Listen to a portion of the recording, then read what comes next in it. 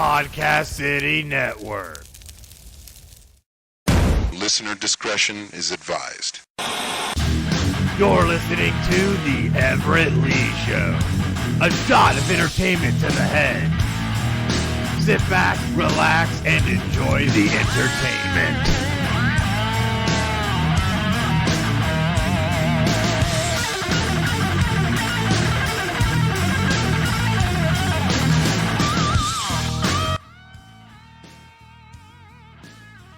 Welcome, everyone, to the Everett Lee Show podcast. I'm Everett Lee. Quick shout out to everyone who follows me on Twitter. You can follow me at the Everett _Lee, Facebook.com/the Everett Lee. Click that thumbs up. And, of course, Podcast City Network, official host of the Everett Lee Show podcast. Well, I'm back again at it this week. Last week, I think I streamed myself out. 4 days of streaming. 2 episodes of Everett Lee Show back-to-back last Wednesday and Thursday. Then we had the Deleted Wrestling Podcast with the Chris Rose on Friday. And then, of course, the Shenanigans and the Late Night Radio Talk with David C. Russell, Deathmatch Wrestle Podcast happened on Saturday night, which was pretty crazy. And by that time, Sunday morning, I was done. I was done streaming. But I'm back at it again tonight, this Wednesday night here. Hope everyone's enjoying it. There's a lot going on, and there's going to be a lot going on in this podcast tonight. Tonight on the program, I have none other than wrestler from Girl Fight Club and Grindhouse Wrestling. I'm probably saying that wrong. I don't got my notes up, but I want to welcome to the program tonight, Billie Starkz. How you doing? Hi. I love how you said Girl Fight Club, but it's actually Girl Fight Wrestling. I did Girl Fight Club. I was watching Fight Club today. I was watching that. Well, actually, not today. I think it was last night or yesterday. I was watching that. So I screw up. I think that's a part of who I am. I'm bad with pronunciation. I'm bad with spelling. So some people sometimes think I just do it just to get a kick. You know, you get those friends and people that you know that do stuff to get kicks out of people.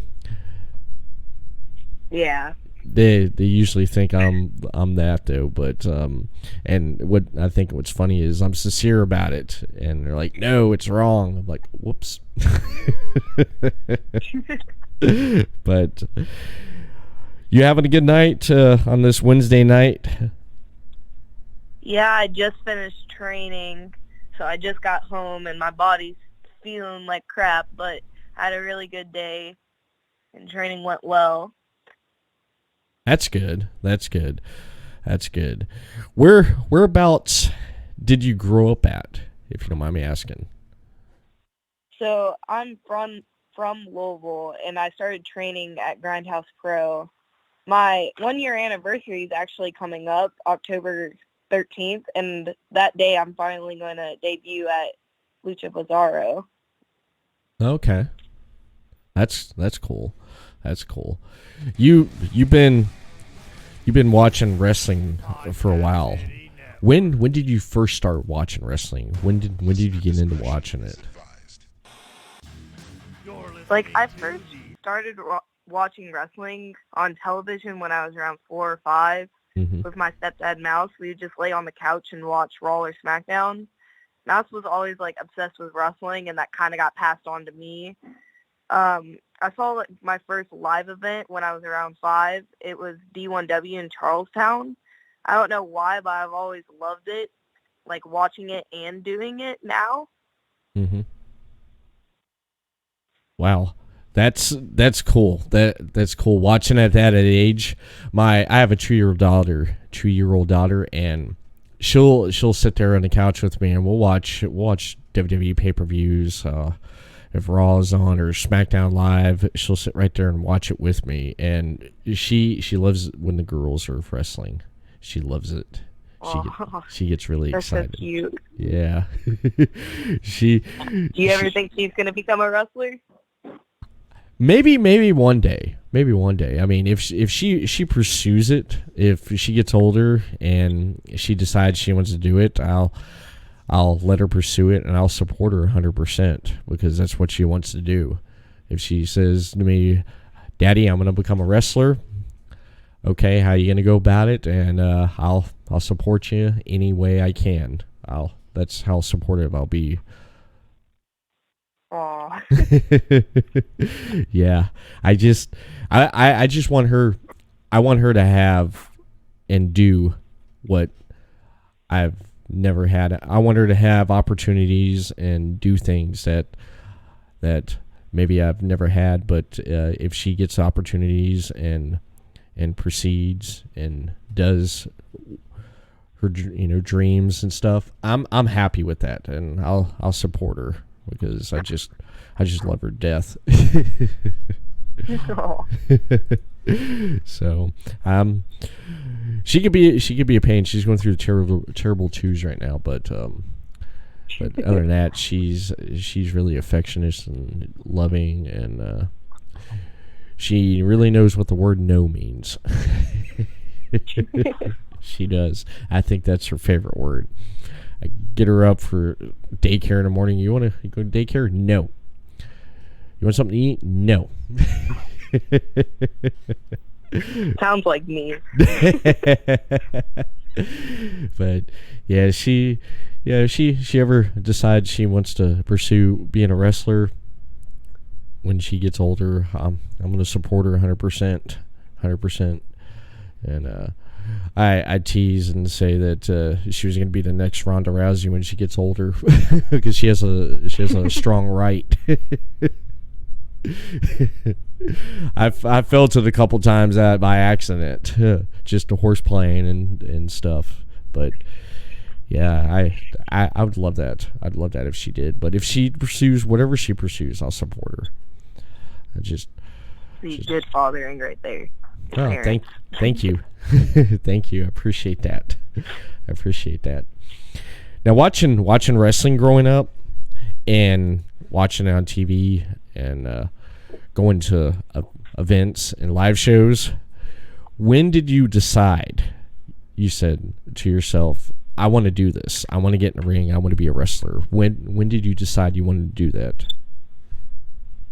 I can't really remember like the exact time when I was like, oh, I want to be a wrestler. But like I remember someone like my parents or one of my teachers asking what I wanted to be when I grow up. And it was between an artist, because I love drawing and painting. And then I, of course, said ice cream truck driver, because like who doesn't like ice cream? And then finally I said a wrestler. And that's what I've stuck to for like ever, because it's like what I've never lost my love for, because like I've always loved wrestling and I could like haven't been able to ever let that go. It's a passion. It's a dream, and it's cool that you're pursuing it. And from the matches I watched in the ring with you, with you in the ring, I could tell that you're in there having a good time and you love doing it. Growing up watching wrestling, who did you watch on TV? Who inspired you?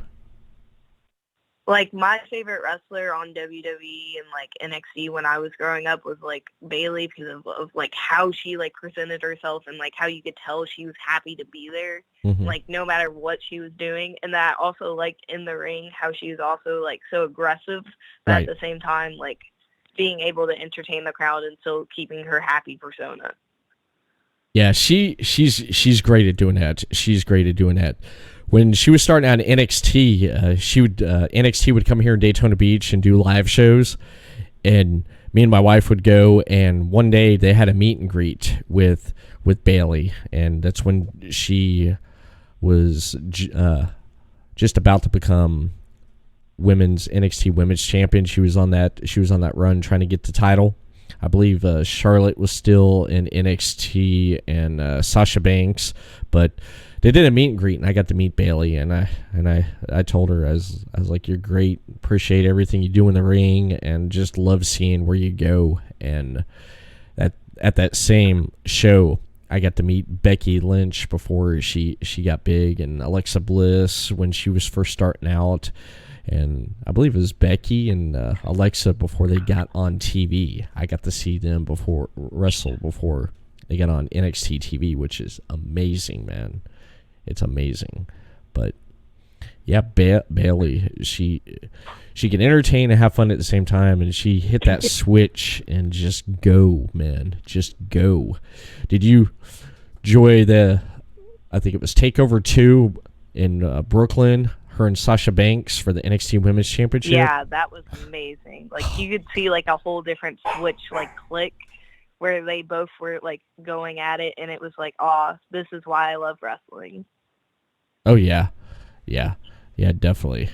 You can definitely see that. I mean, just everything with what they did all the way to the finishes, the false finishes, and then Baliey capturing the NXT title. That was so emotional, man. It was such a journey. Everybody was hanging on in just every moment of that. They were on that ride with during that match, and it was fantastic.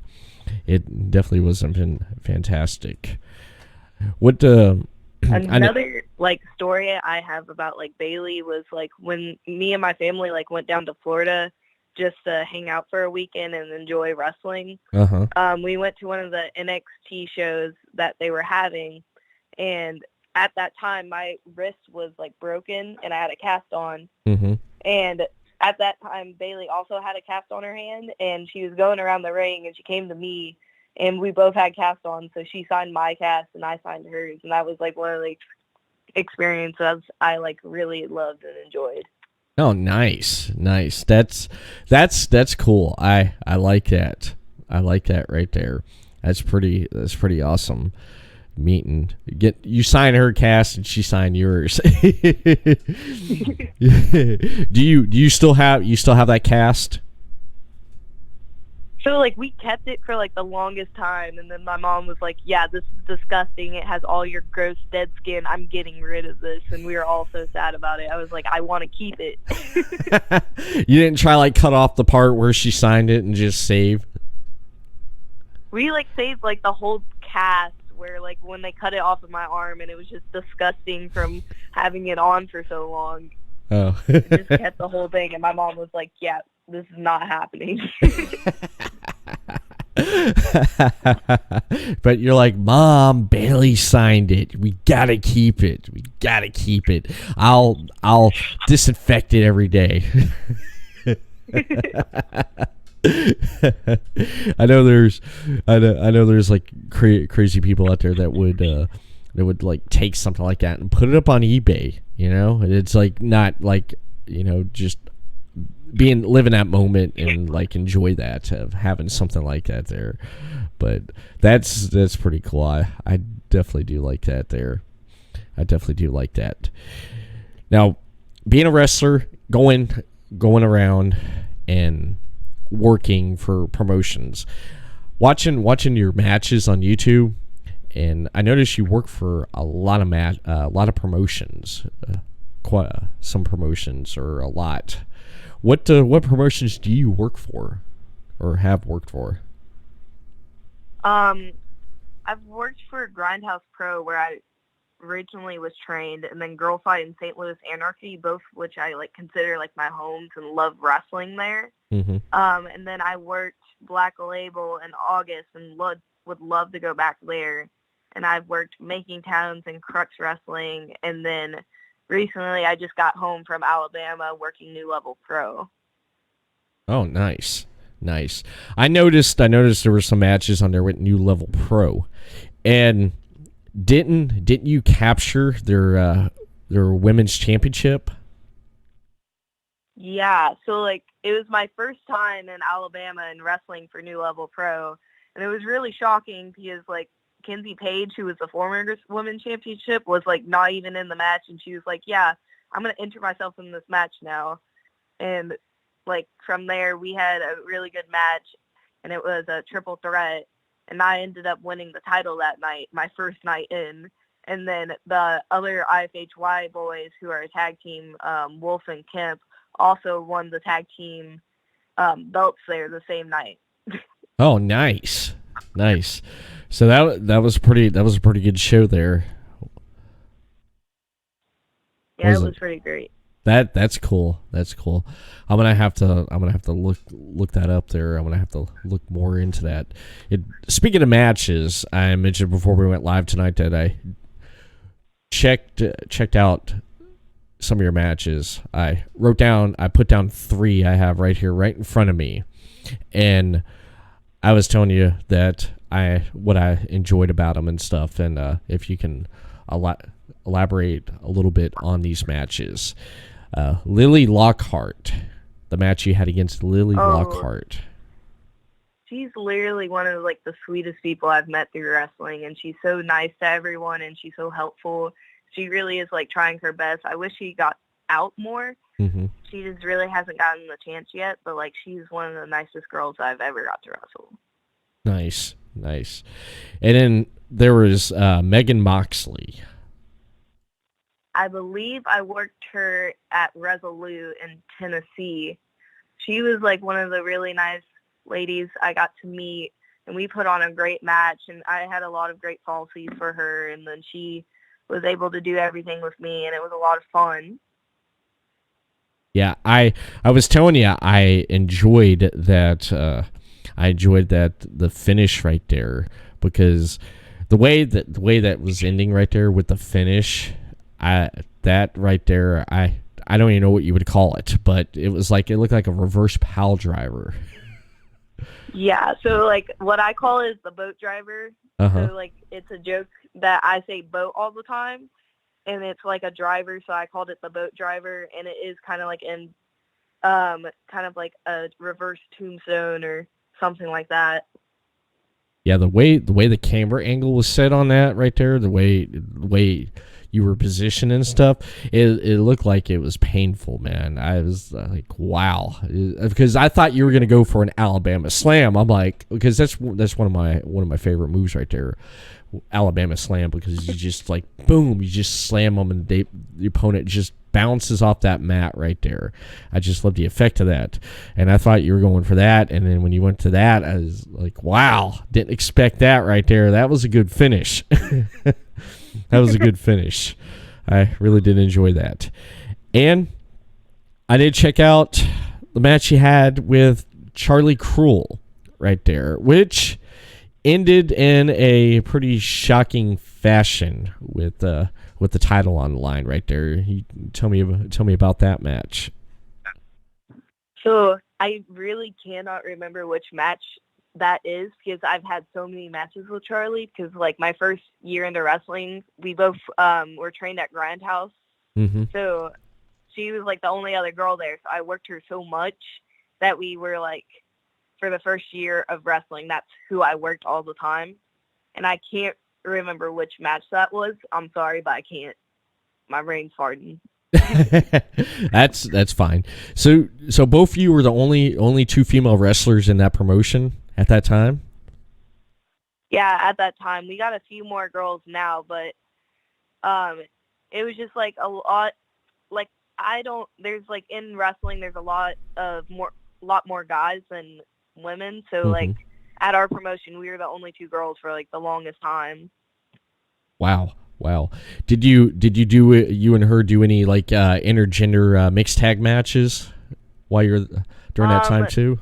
We did like a few. We did one where it was me and Aaron LaMotta versus Charlie and Zachary Pittman at Grindhouse. Okay.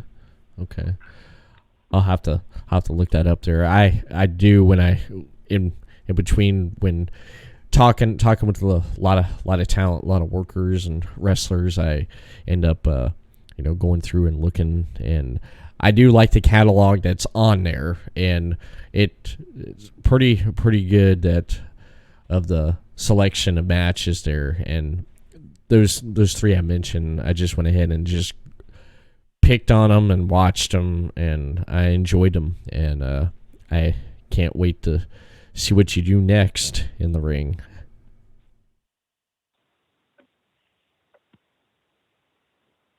Can't wait to see what you do. But talk about being in the ring.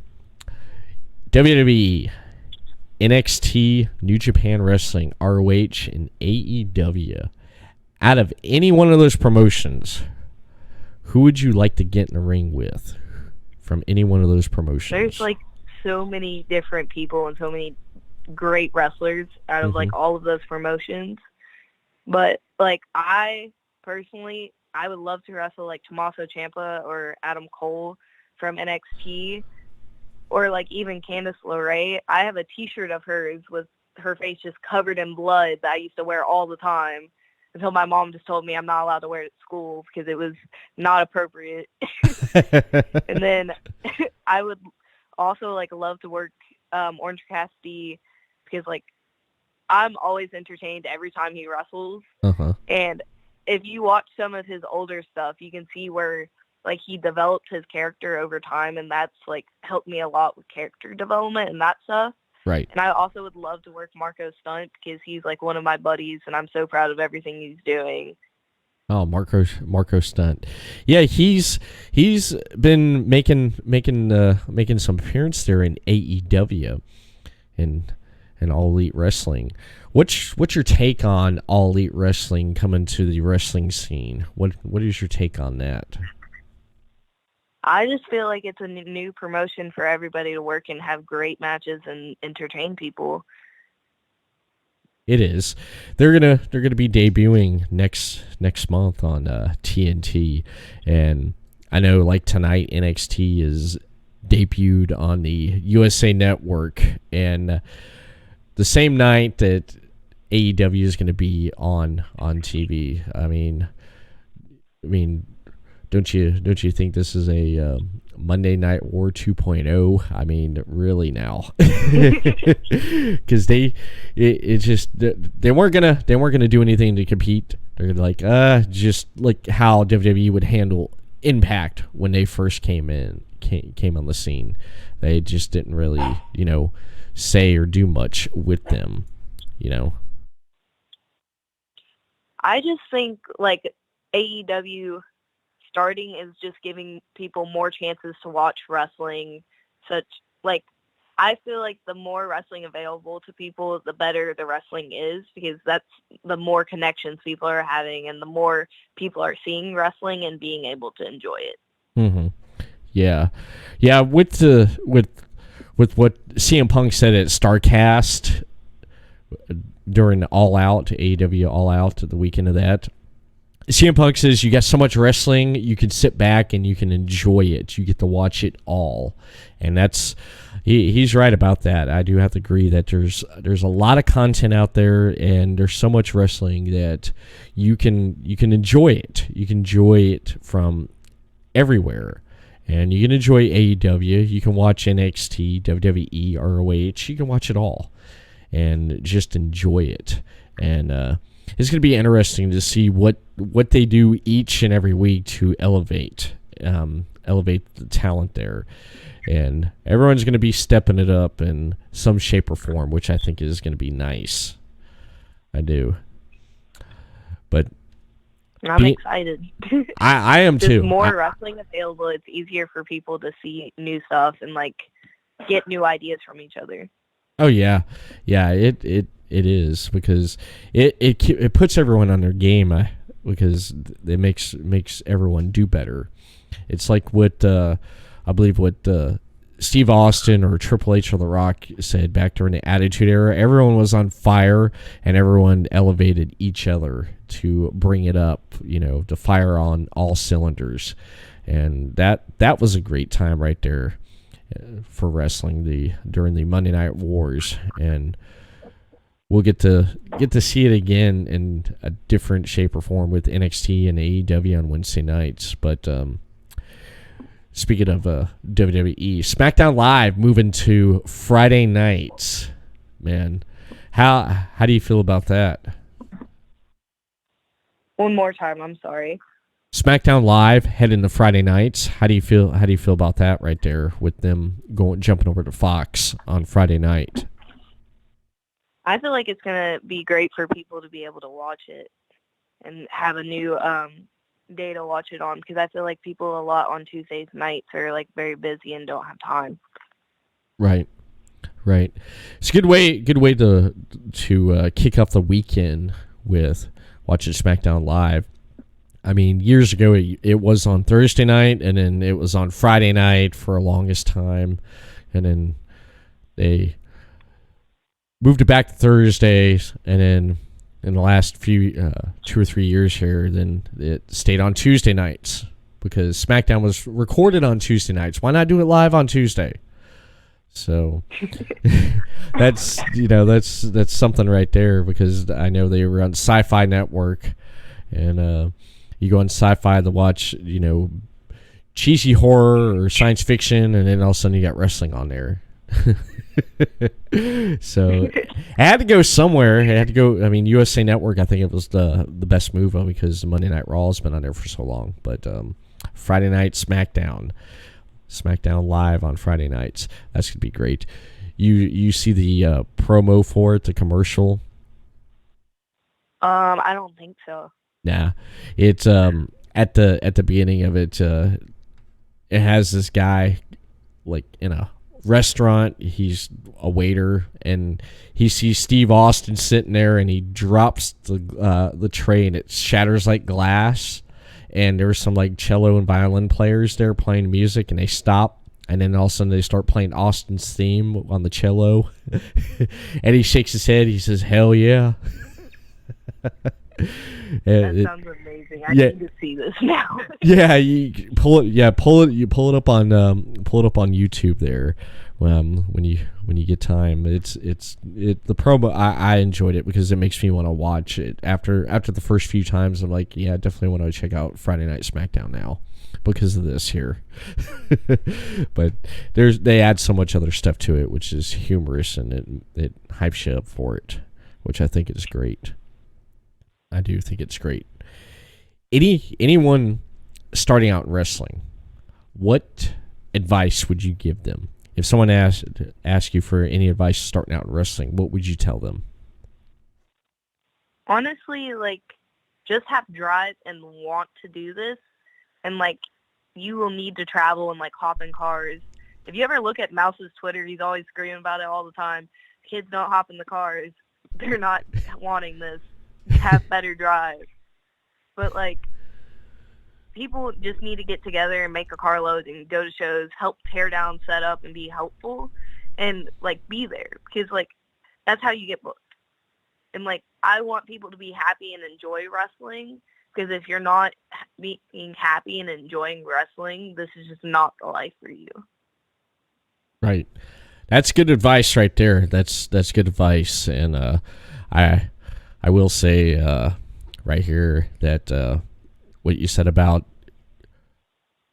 putting up the ring, taking down the ring, that's something I heard from a veteran a few weeks ago, was explaining to me about, we were talking about some talent, and he mentioned that, and that's an excellent mindset right there, Billy. I got respect for you. That's good. I like that. Thank you. You're welcome. You're welcome. And speaking of going to events and driving up the road and going to events, what upcoming events do you have for yourself? So I have Grindhouse next big show this Saturday. And then I have True Privilege the 28th, 01 in October, where I'm wrestling Reign Victoria for their title. And then October 11th, I'm on Fright Night, which is in the Jefferson Arena. And then October 13th, I'll be at Bizarro Lucha. Okay. You said October 11th. That's my. I hate to say this on air. This is my birthday. That's pretty cool. That is pretty cool. There's a lot of stuff happening on my birthday this year, and usually nothing happens, and this year all of a sudden everything happens. I don't even know where to begin on what to do, but actually, yeah, I think I'll be in Tennessee during that weekend, so getting away from it all. Fun. Yeah, that's where I go. I like to go once a year just to get away from it all, just just to wind down. It's like go up there for a few days or about a week, and basically recharge myself, come back, and just get into it again. I think I'm going to actually be there, be in Tennessee after October 11th for TWE. It's on Saturday, I believe. On Saturday? Okay. Mm-hmm. Okay.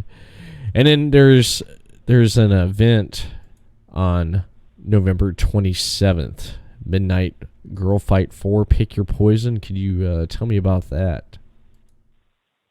So basically, Pick Your Poison is going to be a tag team tournament, intergender tag teams.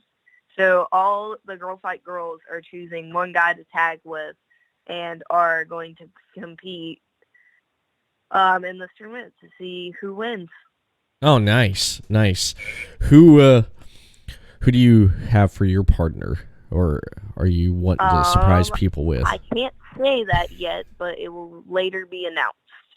Okay. I forgot to give it a try there. Try to find out.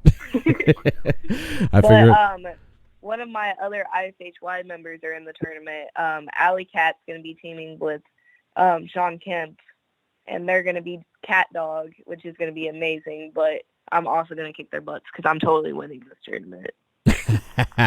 Nice. If I was there, I'd be cheering you all the way. Thank you. You're welcome. Yeah, I definitely would be cheering you all the way. But speaking of Tennessee again, yeah, I be going up around the Knoxville area.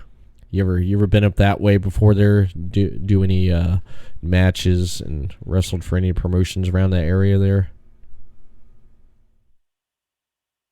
I think I'm gonna go to Kapow soon. Okay. Yeah, when I moved away, I lived up there for about 11 years. When I moved away, I didn't realize there was wrestling around there.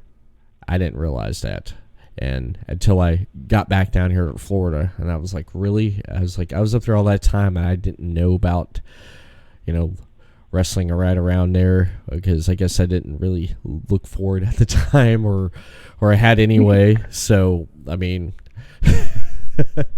but it's good that getting the internet, getting on YouTube, and watching matches and just watching independent wrestling, because independent wrestling's on fire and I love it. And again, I enjoy everything that you do with the matches that I've seen, and I can't wait to check out more of Billie Starkz. And speaking of checking more out of yourself, where can people find you on social media at? So on Instagram, it's Billie, BILLIE _Starkz, STARKZ. And then on Twitter, it's Billie Starkz, no underscore. And then on Facebook, it's Billie Starkz with a Z. Nice. Excellent. I want to thank you for coming on here tonight and chatting with me, and it's been great. I've enjoyed it. No problem. I've had fun. Thank you. I've had fun too. And before I wrap up the podcast here real quick, I do want to mention that Podcast C Network is your top source for independent podcasting. Be sure to check more Podcast C Network out on podcastcity.net, Facebook, Podcast C Network, and on Twitter at PodcastCityNet. Subscribe to Podcast C Network on YouTube, Podcast C Network, and over on their Twitch channel, twitch.tv/PodcastCityNetwork. And Everett Lee, you can check more of the Everett Lee Show out over on Facebook, Everett Lee Show, Twitter at the Everett Lee, Instagram, Everett Lee Show, and Audio Portions Podcast on YouTube channel, Everett Lee Show. And download Stitcher and iTunes and Podbeam for the Everett Lee Show podcast if you haven't. And that right there, my friend, concludes the Everett Lee Show tonight. And I want to thank everyone for tuning in and listening to the Everett Lee Show. I'm signing off, and everyone have a good night, and we'll see you again next week for another episode of the Everett Lee Show. Peace.